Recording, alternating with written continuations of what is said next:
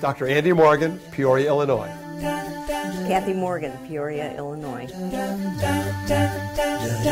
I've always had a special affinity for penguins since I read books about them when I was younger. Penguins are actually disabled birds. They can't fly. And so they've made the best of a somewhat unfriendly environment. The fact that they've risen above a disability in a challenging environment to succeed and succeed well. The Penguin Project is a program that we developed for children with disabilities to perform live theater. And they work with children, mentors of similar ages, so they cross the barriers, so to speak, so that disabilities disappear. We do not discriminate against any disability, whatever it is. We love you and want to take you. I've been involved in theater since I was young, and in my profession I take care of children with disabilities, and so it seemed like a natural thing to put the two together. Through my involvement with theater, I know that it can be a tremendous experience for developing self-esteem, for developing communication skills. So it seemed like a natural fit to help children with disabilities who seem to have issues with these particular attributes. I was told that he wouldn't be able to read, he wouldn't be able to do certain things, that he gets up there, he learns his lines, he learns the steps. They're thrown into the Penguin Project, where there's 80 children just like that. I think what this program does is create a sense that they're part of the group. They're not different, they're not special, they're just a kid. They can be themselves because nobody judges them. We knew that it was going to be special, but we didn't realize how special it was until we got into it and saw how this developed into a real family. And we learned from the experience that children with disabilities often don't have a lot of friends, they don't have opportunities, and this created a whole new venue for them. Kids that have never had a phone call at age 15, never had a phone call from another child to go and do something, to go play, to go shop, get phone calls.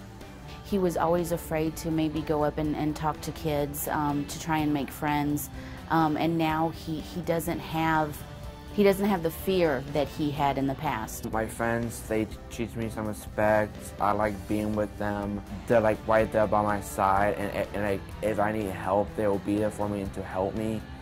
And I'm just so happy to make friends. We had one child that hid in a closet in a storeroom for 3 to 6 weeks. And then on performance days, we literally had to drag him off stage. He had gotten so comfortable with being in front, he loved it. We've had kids that were not able to stand unaided during rehearsals, tell their mentors not to touch them, and they stand up by themselves. Never before happened, and their parents are just amazed.